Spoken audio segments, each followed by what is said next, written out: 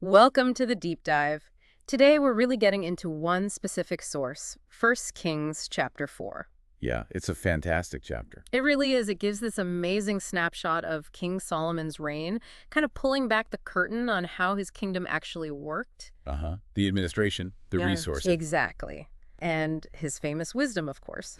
So our goal here is to unpack it, dig out the key insights, maybe some surprising details about running such a powerful ancient state. It's great because it goes beyond just the big stories, you know. Yeah. It gives us the concrete stuff, the government, the economy, even the daily life at court, the systems behind the scenes. Okay, let's dive right in then. It kicks off immediately with this really strong statement.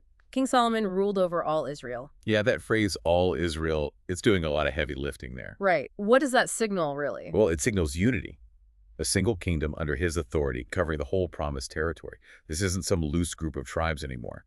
It's a proper centralized monarchy. Sets the stage for just how much administration was needed. And the text immediately shows you that scale, detailing his central government. It looks pretty complex, way more than just a king and a couple of advisors. Oh, absolutely. The list of officials shows a real division of labor.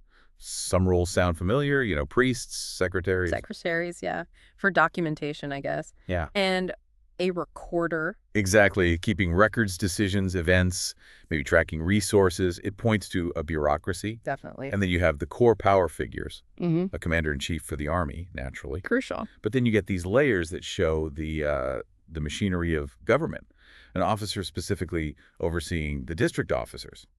Okay, so not just central command, but managing the regional managers, basically. That implies a hierarchy, connecting the capital outwards. Yes, a clear chain of command, centralized control. And then there's this interesting role, a priest who's also a personal advisor. So religion and politics closely linked at the very top. Very much so. Yeah. And then separate officers for the palace itself, and importantly, an officer in charge of forced labor. Ah, yes. That detail really grounds it, doesn't it? A reminder that all this grandeur involved, well, compelled human effort. It's a stark reminder, yes. So this list, it's more than just names. It's like a blueprint of a functioning specialized government. Pretty sophisticated for the time, showing Solomon built a state that could actually manage a large area and population. Definitely. And speaking of managing the territory, the chapter then kind of zooms out to the regions, encompassing the 12 district governors. This really gives you a look at how the kingdom was, well, fed. Right. This is where the practical logistics just come alive. These 12 guys spread out their main job, supplying the king and the royal household provisions. And the system seems remarkably clear. Each one handled supplies for 1 month a year. Yeah, like a rotating food tax, essentially levied on the different regions. Think about what that requires, though. Oh, absolutely. You need clearly defined districts. You need to know what each region can actually produce. Right, assess their capacity. And you need a precise calendar and a logistics system to keep that supply chain running smoothly all year round to the capital. It's not just drawing lines on a map. It's mapping resources. And the text lists examples, right? Yeah. Governors and their territories, Ephraim's hill country, areas with multiple towns. Yeah, some strategic spots too, like Taddock and Megiddo, controlling trade routes and fertile land. Another one in Bashan even had 60 large walled cities, big infrastructure. Wow. And you see Solomon integrating these guys too, mentions 2 governors married his daughters. Classic move.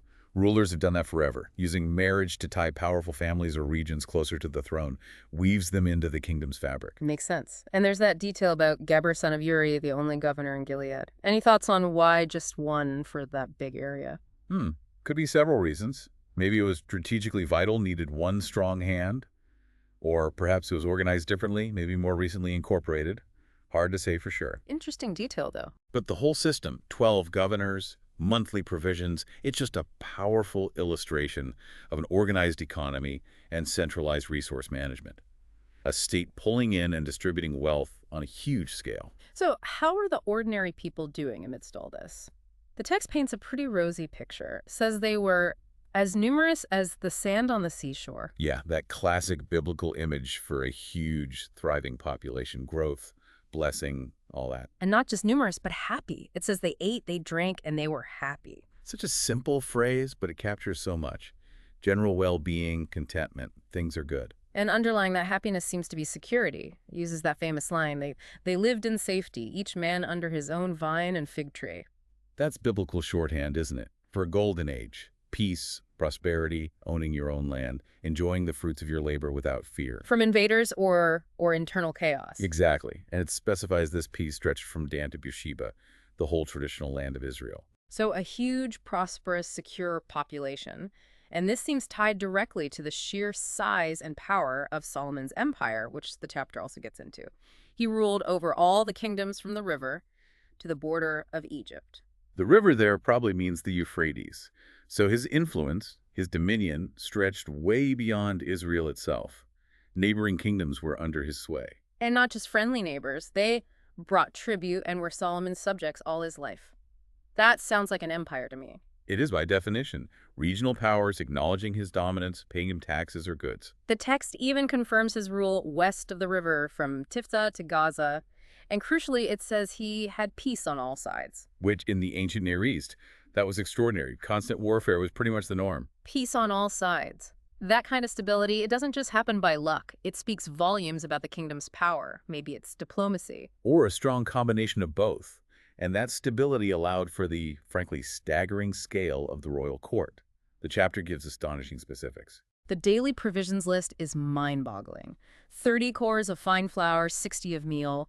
A core is what, like 10 bushels? Huge amount. We're talking tons of grain every single day. And the meat. 10 prime cattle, 20 pasture-fed ones, 100 sheep and goats daily. Plus game deer, gazelles, choice birds. This isn't feeding a family, this is sustaining thousands. Officials, guards, servants, guests, maybe delegations bringing tribute. Exactly. It shows incredible wealth, yes. But also, think about the logistics. Procuring, storing, preparing that much food day after day. It points to massive resources, agriculture, tribute, trade, all flowing in. And those resources also fueled the military. The text mentions the chariots. 4,000 stalls for chariot horses and 12,000 horses. Chariots were the high-tech weapon system of the day, expensive to build, maintain, staff. 4,000 stalls. That suggests a massive standing chariot army. And 12,000 horses overall cavalry transport, maybe? Could be. Either way, it signals serious military muscle, the kind needed to enforce that peace on all sides. So we've got this picture. Vast, rich kingdom, huge, happy population, organized government, strong military, epic daily consumption. And the source comes back to how it was all managed, emphasizing how well that governor system worked. Right. It explicitly says the district officers supplied the king and everyone at his table, each doing their month.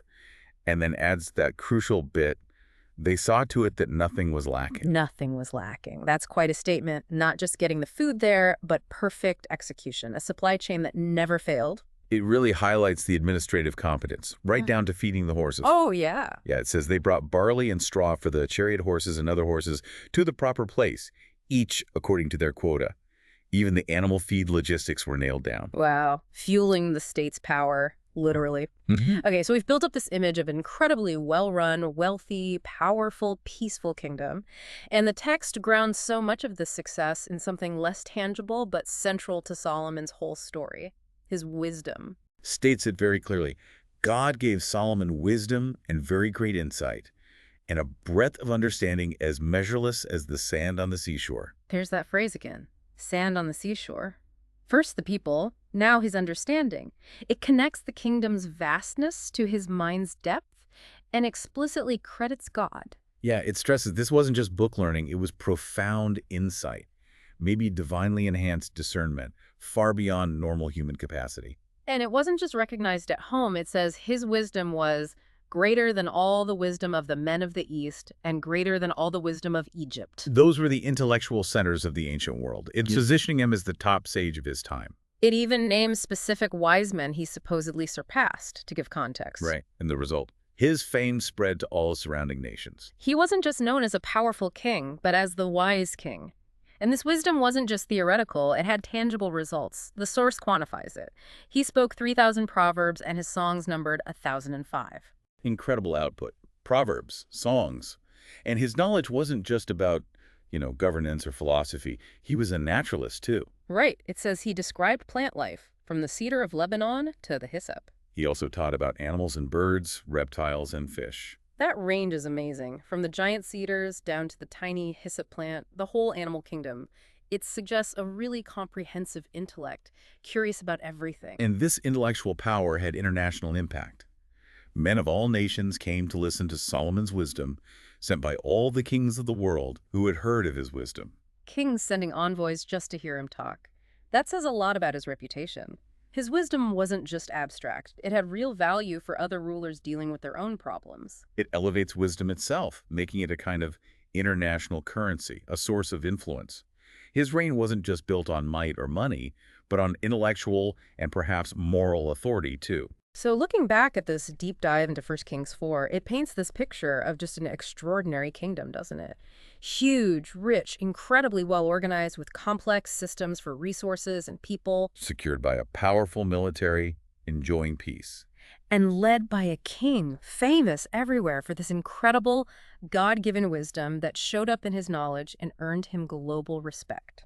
It's the chapter that really gives you the administrative backbone, the practical details behind the legend of Solomon's golden age.